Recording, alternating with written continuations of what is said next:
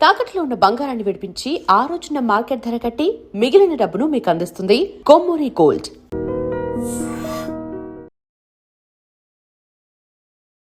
I dream ప్రేక్షకులకు నమస్కారం. దైవానుగ్రహం కార్యక్రమానికి స్వాగతం.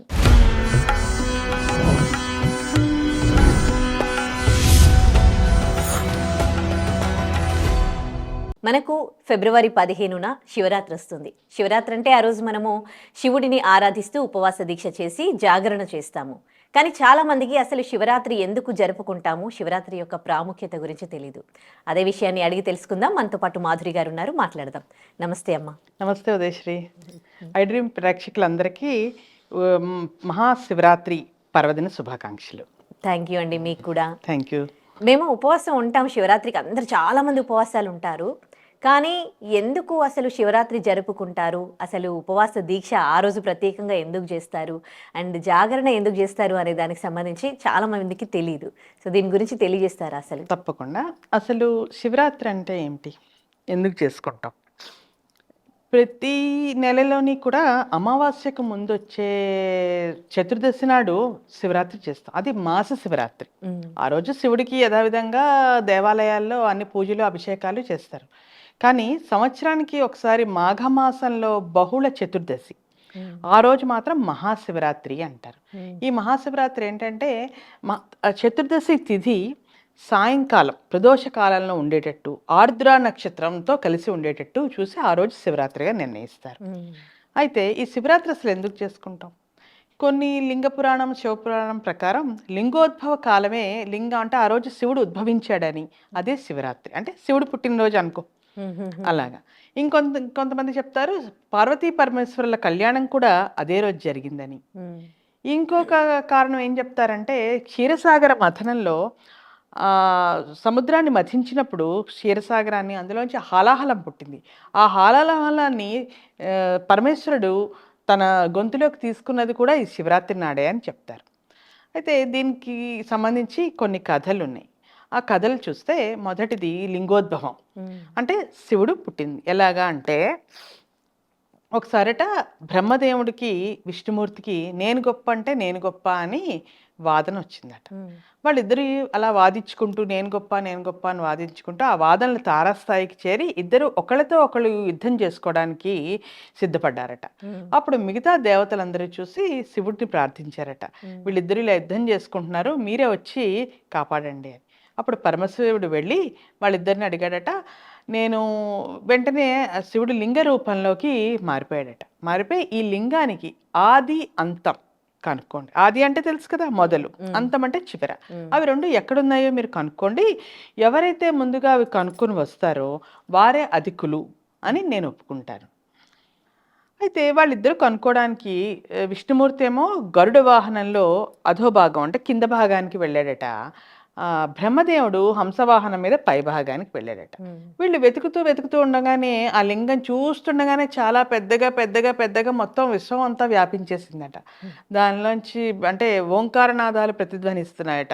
అదొక అగ్ని స్తంభంలాగా ఉందట. విష్ణుమూర్తి వల్ల కాలేదు, అతను వచ్చి నమస్కారం పెట్టి నా వల్ల కాలేదు, నేను కనుక్కోలేకపోయాను, తన ఓటమిని ఒప్పుకున్నాడట.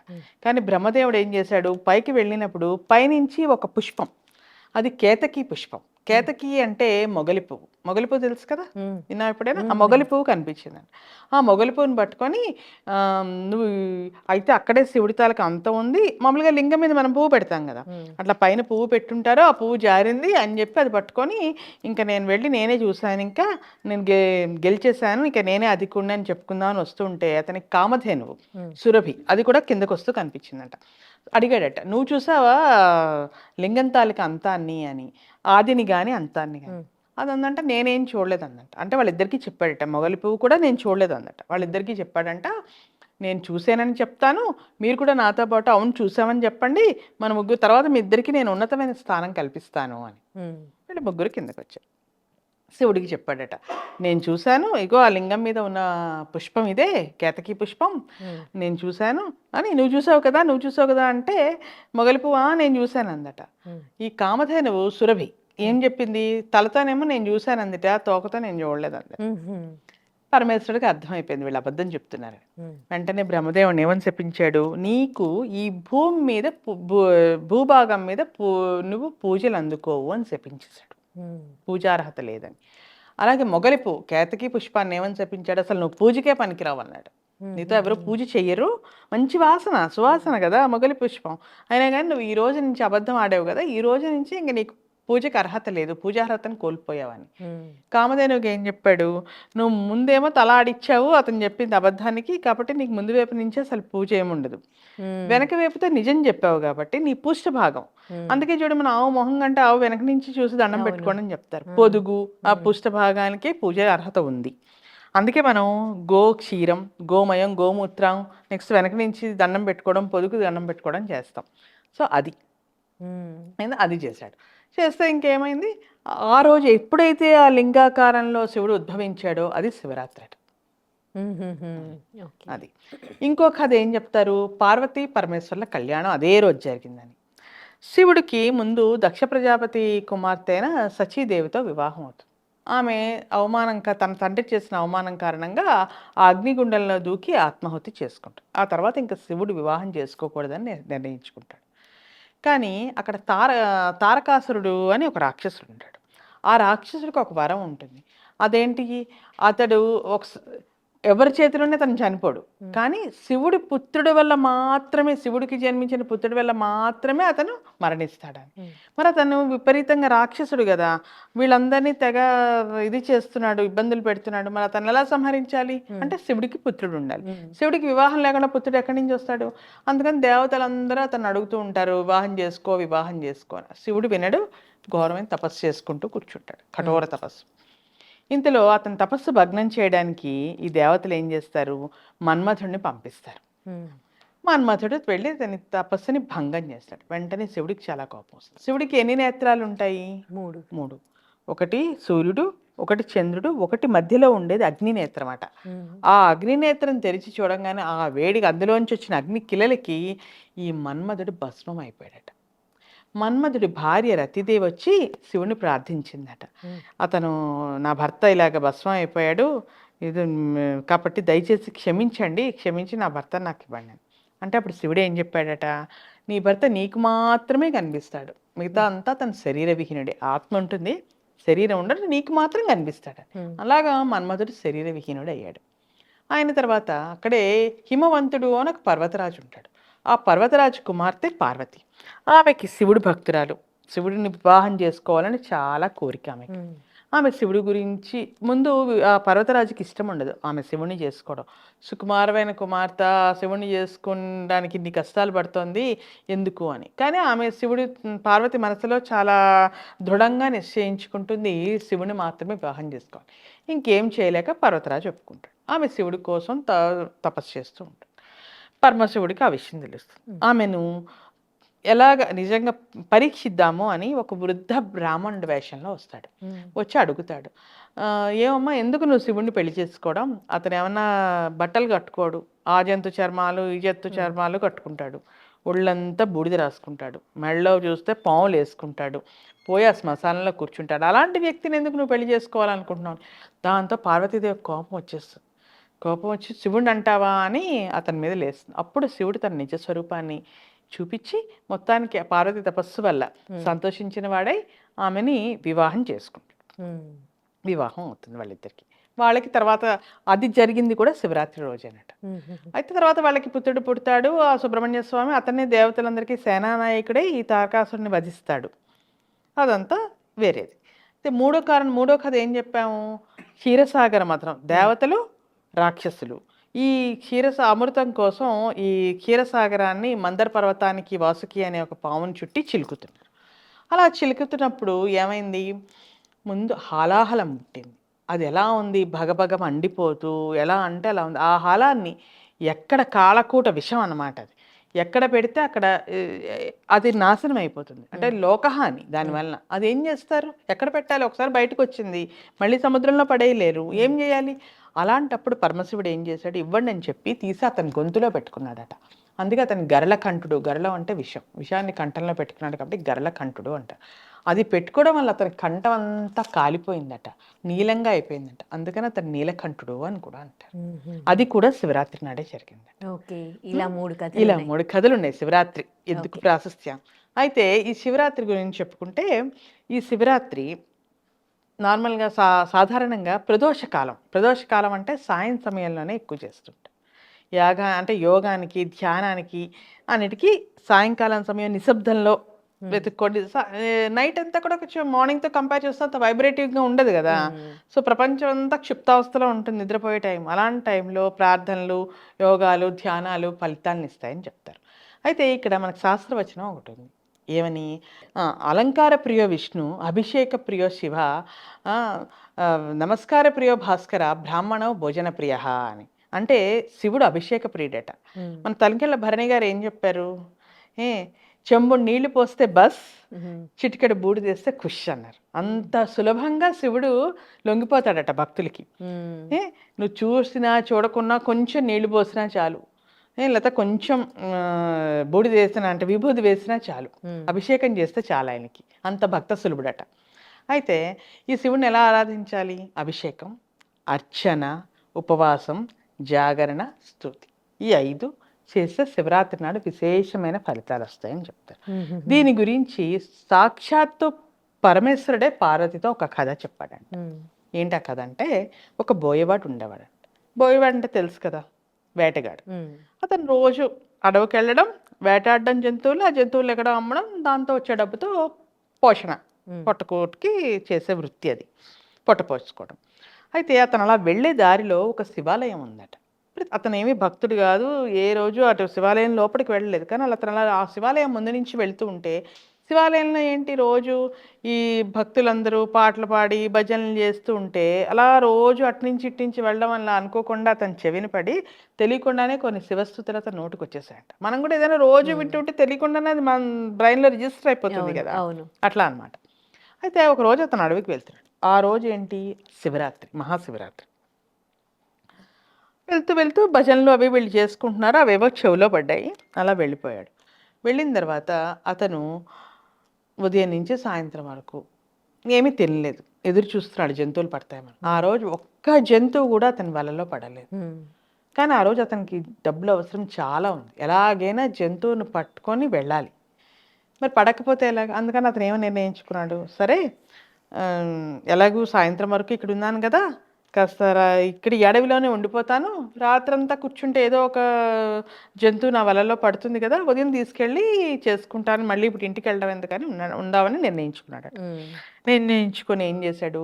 చెట్టు ఎక్కి కూర్చున్నాం, అడవి కదా, క్రూర మృగాలు అవి ఉంటాయి అక్కడ. అతను అలా ఉంటే ఏమైనా వచ్చి తినేస్తాయి కదా, అందుకని చెట్టు ఎక్కితే బెటర్ అని. అది దగ్గరలో చూస్తే ఒక చెట్టు కనిపించింది. ఆ చెట్టుకి ముళ్ళు ఉన్నాయి. ఆ చెట్టుని ఎంచుకున్నాడు. ఎందుకు ఎంచుకున్నాడు? కొన్ని కొన్ని మృగాలు అంటే చిరుతపుల్లు అవి చెట్టు ఎక్కుతూ ఉంటాయి. ఈ ముళ్ళ చెట్టు అయితే అవి ఎక్కవు కదా, అందుకని సేఫ్ సైడ్ అని చెప్పి అతను ఆ చెట్టు ఎంచుకొని ఆ చెట్టు పైకి ఎక్కి కూర్చున్నాడు. కానీ అతనికి తెలియకుండా ఎక్కడిగానే అది మారేడు వృక్షం. మారేడు దళాలు శివుడికి మహాప్రీతి. బిల్వదళ అంటే బిల్వం అన్న మారేడన్న ఒకటే. పైకి వెళ్ళి కూర్చున్నాడు. కూర్చున్నాక అతనికి దాహం వేసి, ఇంతకు ముందర ఏం చేసేవాళ్ళు, మనలాగా వాటర్ బాటిల్స్ అవి లేవు కదా, సో ఆనపకాయ అంటారు తెలుసా, సొరకాయ. ఆ సొరకాయ ఇలా బాటిల్ గార్డ్ అంట కదా, బాటిల్ లాగా ఉంటాయి. ఆ లోపల గుజ్జు అది ఉంటుంది కదా, డ్రై అయిపోయాక జాగ్రత్తగా తీసేసి అవుటర్ షెల్ పెట్టుకొని అందులోని నీళ్లు నింపుకొని దానికి ఒక తాడు కట్టి హ్యాంగ్ చేసుకొని వాటర్ బాటిల్ లాగా పట్టుకెళ్ళేవాళ్ళు ఇంతకుముందు. సో అలాంటి దాంట్లో నీళ్లు పోసి తెచ్చుకున్నాడు ఆయన. నీళ్లు పోసి తెచ్చుకొని ఏం చేశాడు? దాహం వేసింది. ఉదయం నుంచి తిండి లేదు, తిప్పలేదు, ఏమీ లేదు, కూర్చున్నాడు. ఆ నీళ్లు తాగుదామని తాగబోతూ ఉంటే పొరపాటుగా ఇంతలో ఏమైంది అనుకోకుండా, చెట్టు కింద ఇంతకు ముందర కాలంలో ఒక మహాముని ఎవరో తపస్సు చేసుకునేవాడట. అతను ఒక చిన్న బుజ్జి శివలింగాన్ని అక్కడ స్థాపన చేసుకున్నట్టు. ఆ శివలింగం అక్కడ ఉంది. దాని మీద ఈ ఆకులు అవి పడిపోయి అతనికి తెలీదు, ఆ వేటగాడికి అస్సలు ఇక్కడ మారేడు చెట్టు ఎక్కింది మారేడు చెట్టు అని తెలీదు. అతను ఆ రోజు ఏం తినలేదు, ఉపవాసం అని తెలీదు, మహాశివరాత్రి అని తెలీదు, ఏమీ తెలీదు, అన్నీ యాదృచ్ఛికంగానే జరుగుతున్నాయి. ఆ నీళ్లు తాగబోతున్నప్పుడు ఆ చెయ్యి జారి ఆ నీళ్లు పడిపోయాయంట.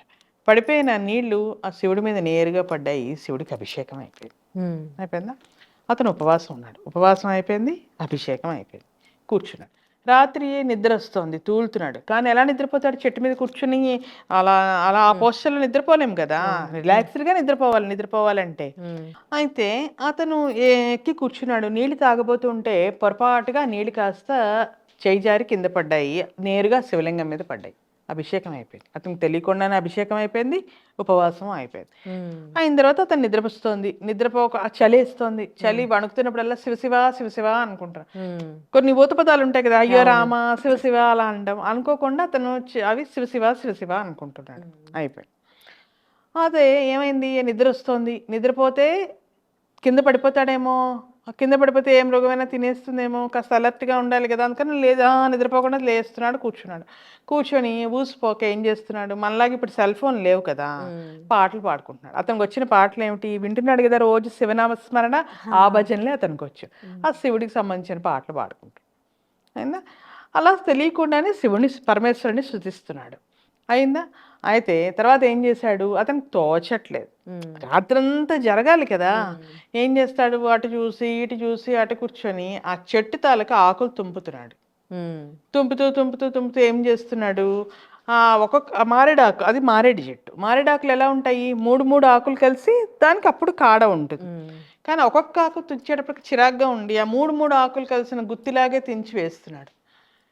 అవి కూడా నేరుగా వెళ్ళి ఆ శివలింగం మీద పడుతున్నాయి. అంటే శివుడికి అభిషేకం అయిపోయింది, అర్చన అయిపోయింది, అతను ఉపవాసం ఉన్నాడు, స్తుతి చేస్తున్నాడు, నిద్రపోలేదు కాబట్టి జాగరణ అయిపోయింది. అంతా అయిపోయింది. అయిపోయేసరికి ఇంతలో తెల్లవారుజాము అవుతుండగా మూడో జాములో అతని వలలోకి ఒక లేడీ వచ్చి పడింది. అమ్మయ్య నా పంట పడిందని గబగబా చెట్టు దిగి ఆ లేడీ నా వల బిగిచ్చే టైంకి ఆ లేడీ చెప్పింది, నన్ను తీసుకెళ్లకు, నేను నిండు గర్భిణిని, చూలాల్ని, కాసేపట్లో నేను ప్రసవించబోతున్నాను, అక్కడికే వెళ్తున్నాను, నువ్వు వచ్చి మధ్యలో ఉన్నాను నేను దారిలో, నువ్వు వచ్చి నన్ను పట్టుకెళ్ళిపోతే ఇప్పుడు నువ్వు నన్ను తీసుకెళ్తే ఇద్దరిని చంపిన వాళ్ళు అవుతావు. ఒకటి నన్ను, రెండు నా కడుపులో బిడ్డని. కాబట్టి ఆ పాపం నీకొద్దు, నన్ను వదిలి కాసేపు నేను ప్రసవించిన తర్వాత తప్పకుండా మళ్ళీ వస్తాను.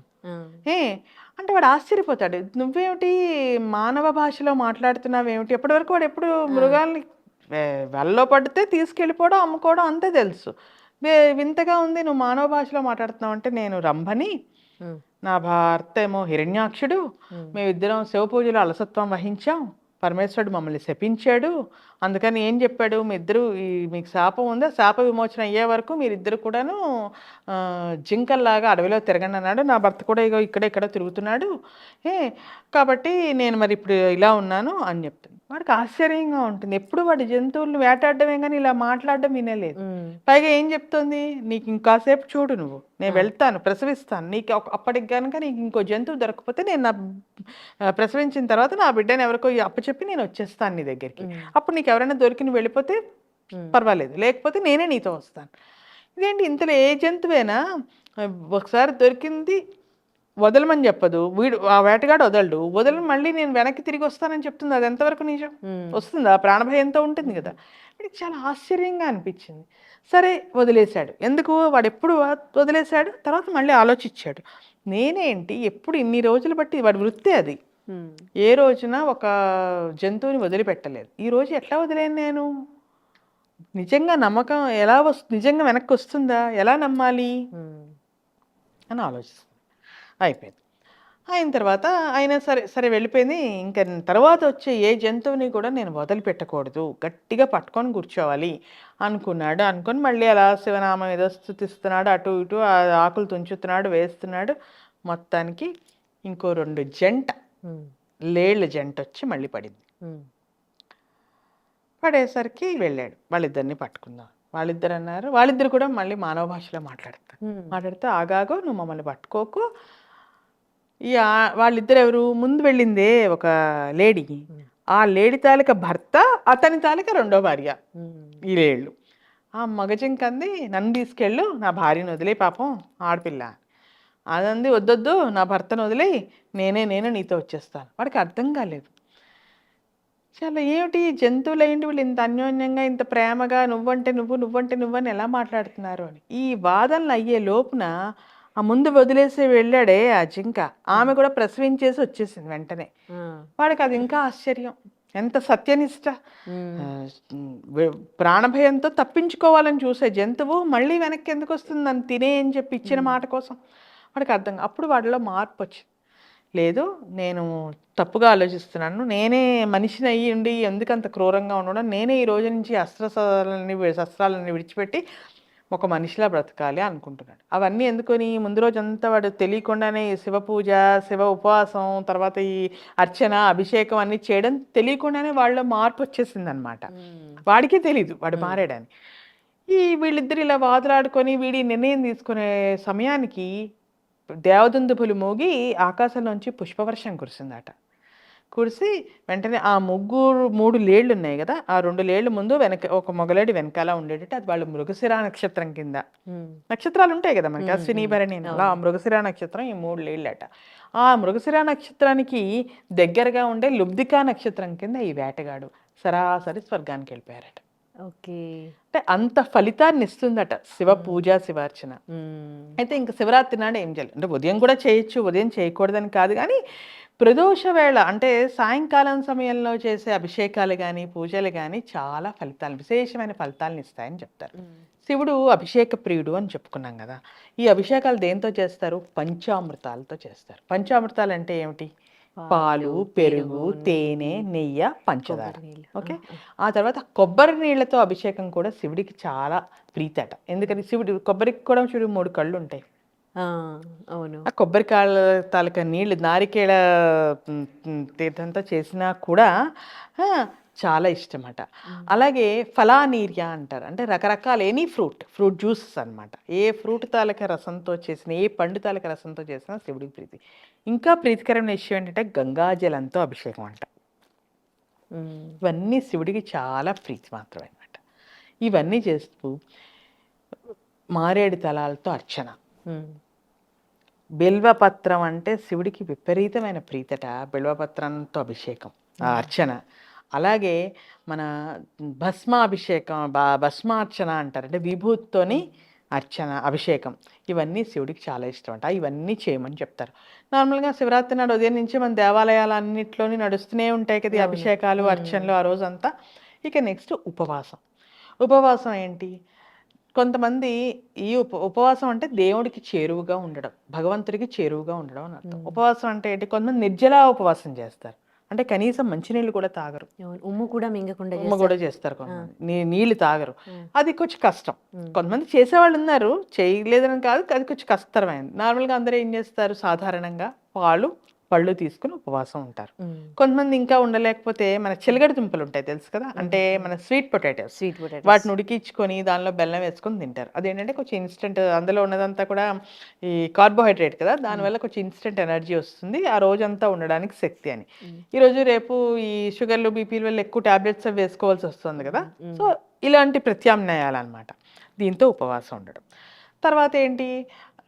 పార్వతీ పరమేశ్వరుల కళ్యాణాలు చేస్తారు గుడుల్లో కానీ, ఎక్కడైనా మన దేవాలయాల్లో చాలా చోట్ల చేస్తూ ఉంటారు. అలాగే ఒక ఇళ్లలో కూడా చాలామంది రుద్రాభిషేకాలు, మహాన్యాస రుద్రం అని, ఏకాన్యాస రుద్రం అని రుద్రాభిషేకాలు చేసుకుంటారు. ఈ రోజున చాలా విశిష్టమైన ఫలితాన్ని ఇస్తుందని.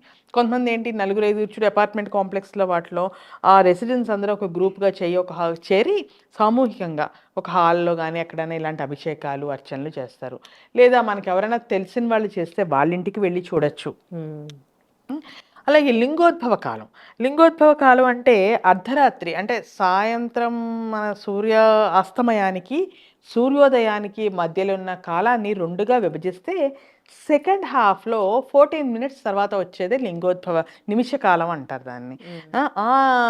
నిశిత కాలం అంటారు. ఆ నిశిత కాలాన్ని ఆ సమయంలోనే లింగం ఉద్భవించిందట. ఇందాక మనం చెప్పుకున్నాం కదా, ఆ లింగం ఉద్భవించిన సమయం అదట. లింగోద్భవ కాలంలో సహస్రలింగార్చన చేయడం అనే సాంప్రదాయం ఉంది. అది కూడా చాలా విశిష్టమైన ఫలితాలను ఇస్తుందంట. ఆ సహస్రలింగార్చన అంటే 1008 1008 పార్థివ లింగాలు అంటే మట్టి ఉంటుంది కదా, మట్టితో చిన్నవి చేసి మళ్ళీ ఆ లింగాలన్నిటినీ ఒక పెద్ద శివలింగంలో అమర్చి దానికి అభిషేకం, అర్చన చేస్తారు. అది లింగోద్భవ కాలంలో చేస్తారు. అది శివరాత్రి నాడు మాత్రమే చేస్తారు. అది కూడా విశేషమైన ఫలితాన్ని ఇస్తుందని చేస్తారు. మనం స్వతహాగా చేయలేకపోయినా వెళ్ళి చూసినా కూడా మంచి ఫలితం ఇస్తుందట. తర్వాత జాగరణ అంటే ఏంటి? రాత్రంతా మేల్కొని కూర్చోవడం, ఇలాంటి అభిషేకాలు చూడడానికి వెళ్ళడం, లేకపోతే చేయడం, ఈ శివ పార్వతీ పరమేశ్వరుల కళ్యాణం చేస్తూ ఉంటారు చూడు, దానికి వెళ్ళడం, ఇవన్నీ చేయడం. ఏమీ లేకపోతే మనం ఇంట్లో కూర్చొని ఈ లింగాష్టకం, బిల్వాష్టకం, విశ్వనాథాష్టకం, శివస్తుతి ఏవో ఉన్నాయి కదా, అవి చదువుకోవడం. అది కూడా కష్టమైతే ఏ ఫోన్లోనో ఇవాళ రేపు బోల్డెన్ గాడ్జెట్స్ కదా వినడం. అది లేకపోతే ఏమీ లేకపోతే శివ పంచాక్షరి మంత్రం ఓం నమ శివాయ అది అనుకున్నా చాలట, శివుడు అనుగ్రహిస్తాడట. అంతే కదా, జాగారం ఉన్నాం కదా అని చెప్పి నెట్ఫ్లిక్స్లో, అమెజాన్ ప్రైమ్లో పెట్టుకొని ఓటీటీలోకి వెళ్ళి ఈ కొరియా సీరియల్స్ చూడడం జాగారం కాదమ్మా. ఇవి ఈ విధంగా శివరాత్రిని ఆచరిస్తే విశేషమైన ఫలితాలు ఇస్తారు. అందుకే అంటారు జన్మానికో శివరాత్రి అని.